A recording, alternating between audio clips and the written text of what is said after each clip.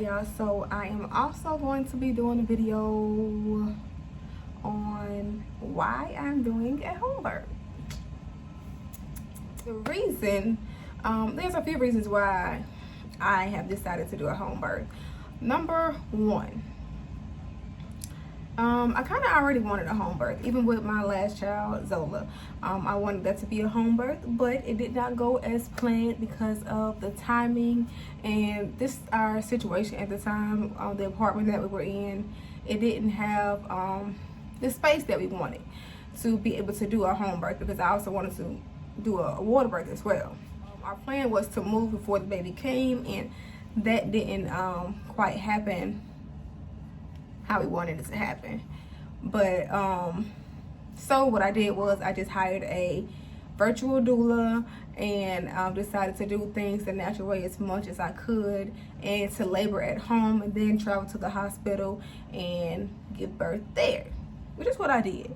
I could have labored at home a little more, but I kind of panicked, I would say, because for one, somebody went to sleep on me. So I'm up there doing all this and stuff, and he over there knocked out, you know. So, and I didn't know I was gonna go. I didn't know I was gonna be going in labor. I'm thinking it's just a few contractions, and you know, it's gonna get better. I'm gonna be able to go back to sleep, and then, you know, it's gonna be the next day, and boom, that's it. Not have the baby yet, but it went a little differently, and my experience really opened my eyes up even more to doing a home birth for my next child, because for one, hospital setting is not relaxing. When you're at home, you can control who's around, you can control the setting of the lights, what you choose to eat, what you choose to drink, the music you want to listen to, and just the people that's in and out. I don't want different doctors in and out every so hours, because they're changing shifts and stuff like that. I also don't want just to hear different voices. I want to be able to relax and be able to calm myself as I feel each surge, you know, just be able to speak affirmations into myself and just be in a relaxed environment. I can't do that in the hospital, and I'm aware of that because I've experienced it. Because even then, I had these things that I wanted, the lights dim, music playing, stuff like that, but it was still doctors in and out. Doctors coming in there, if you don't get this epidural now, you're not going to be able to get it, da-da-da-da. It's kind of pressuring you for the medication after you've already told them that you don't want any medication, and then it kind of gets to your head, no lie, because it did get to my head. And although I did not want an epidural, I did end up getting one, and I shouldn't have, but it's all good. It's over with. But I do feel the aftermath of it. So I still have like the back pains and stuff from getting the epidural, because I got it twice. So that's why I didn't want it. And because I'm more of a holistic person, so I don't really like medication unless it's absolutely necessary. So it's not like I'm against, you know, Western medicine, although I am against vaccines, but I will only take medication if it's absolutely necessary. But anyway, I did get the epidural, and probably about 3 or 4 minutes later, she was out. So it didn't even get to kick in all the way. So I could have gone without it. Also, even when I was feeling my contractions, of course I had these things in my head of, I already knew what calmed me down. I knew what helped me deal with these surges the best way. My yoga ball, sitting on the ball, bouncing on the ball, rolling on the ball, helped me deal with the surges much easier. Standing up helped me. And there at the hospital, they're like, okay, no, you can't stand up, or you can't do this, can't do that. It's like, damn, you just forcing me to lay on a bed, and it's like, I can't handle the pain at this point. I can't deal with it. I'm just getting frustrated because you're not allowing me to do anything. And at first, they didn't even believe me that it was real contractions. They had to give me some kind of medicine to see if it would calm the surges down. And if it didn't, that's how they can determine whether I'm in actual labor or not. Of course, it didn't work. So then they moved to another room saying that, you know, I was actually in labor. So This experience so far, just to let you know, this is why I want to labor at home. Give birth at home. I don't have to deal with these doctors in and out my room. I don't have to deal with the pressure of medication. I don't have to be tied down to my bed. If I want to walk, if I want to squat, if I want to get in the pool, the shower, whatever it is that I can do that's safe, of course, to deal with the surgeries, I can do. Definitely another reason is because, for one, in my area, which doesn't really matter because I wanted a home birth anyway, but in my area where I moved to, they don't really do VBACs. And yes, my first child was a C-section, emergency C-section or whatever, but I had a successful VBAC with my daughter. So it's no point in me going, the opposite way and getting another C-section. That's stupid. But they're so behind here, and it's crazy. And not only that, because my OB pretty much told me, she was just like, I'm not doing no VBAC.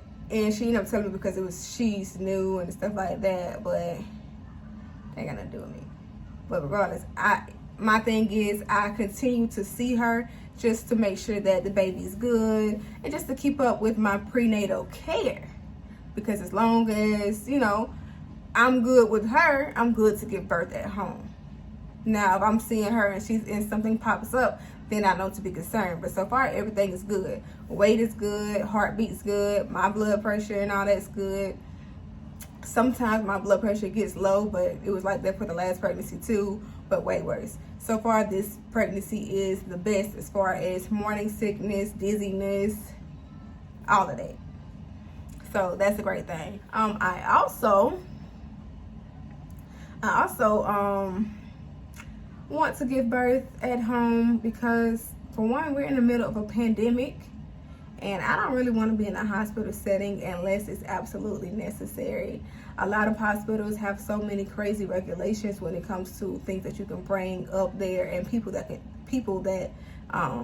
can come up there. Even some are only allowing the mother. Of course, you got to allow the mama, but you know what I'm saying. But the point is, the daddy can't be there, which is stupid because it's like, when you release the baby and the mama, where they gonna go? They gonna go home with the daddy, right? So a lot of these things don't make sense, and it's just I don't want to deal with the stress. I just want to relax and all that kind of thing. So I am very excited about the home birth. Bay's excited too.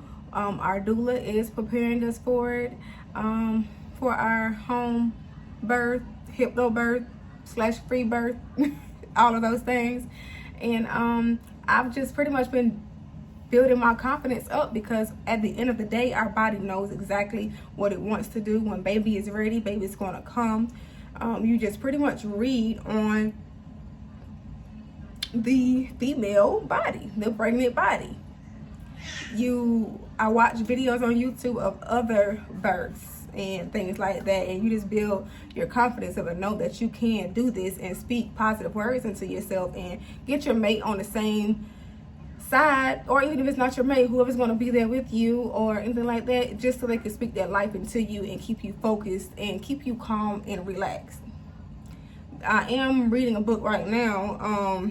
It's a hypno birthing book, but I plan on getting this other book. It's a freebirthing book, I want to say, home birthing book, something like that. But it was recommended to me, and just the more you learn, the more confident you feel, the more empowered you feel. Another reason I would like to give birth at home is because I don't want to be laying down on a bed giving birth, going against gravity. Because if you think about it, it really doesn't make sense. It's pretty much like, would you lay on your back? But what I was saying was, you wouldn't lay on your back in your bed to take a shit. You know what I'm saying? You're not gonna do that. You're not gonna go against gravity when you're using the bathroom on the toilet. You're in a squatting position. So why shouldn't you be in that position while giving birth? Much heavier load. Makes sense, right? If it don't, it really do. Just saying. So that is another thing. So I don't know, the more I read into the female body, it's like so much more makes sense, and it just boosts my confidence even more, even down to the surgeries, even down to the different ways to help you deal with the surgeries. I'm gonna I'm gonna put the link down to the book that I'm reading, just in case anybody runs across this video who's interested. But it literally breaks down everything. Hypnobirthing is highly recommended if you plan on doing home birth, hospital birth, anything like that, because what it does is prepare you mentally for giving birth, whether you're giving birth naturally at home with by having a C-section, anything like that. So as long as you're giving birth, I definitely recommend hypnobirthing, because you just want to be mentally prepared to go through that process. I do plan on recording my birth, just to have something to look back on.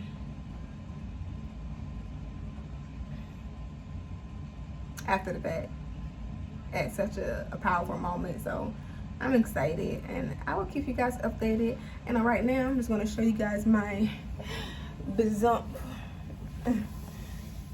This baby boy is due. Oh, I got a little stain right there. Late March. I typically give birth like around 38 weeks. Yeah, I typically give birth around 38 weeks, so that's when I'm preparing to have baby. But due date is not until like April 5th. So yeah, thank you guys for watching, and stay tuned, okay?